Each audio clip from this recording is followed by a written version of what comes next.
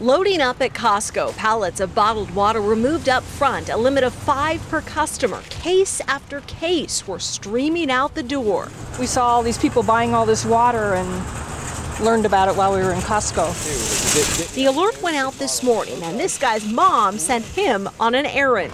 She's told me we have 6 gallons of water left. Better go to Costco right now. I'm gonna ground you.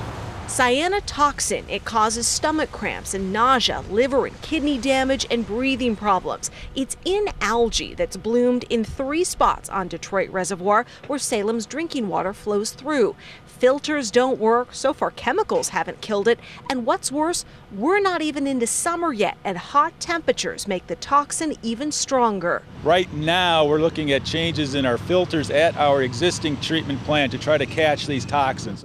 The city is trying to reassure most people that it's safe to drink. Only if you're in one of these groups should you steer clear. Kids, people with immune or liver conditions, those on dialysis, pregnant or nursing moms, the elderly, and don't let your pets drink tap water in Salem. We're still scared to drink it.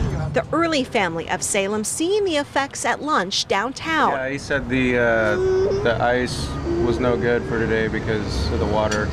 So we got bottled water. They aren't taking any chances since their 2- and 4-year-olds are at risk. Yeah, my kids have been sick from it for a while now, and we just figured out what it's from.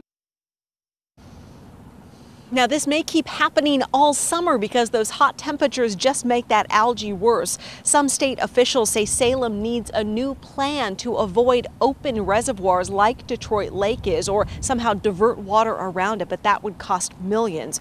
We have put a list of the bottled water distribution sites like here at the fairgrounds on KGW.com. Back to you.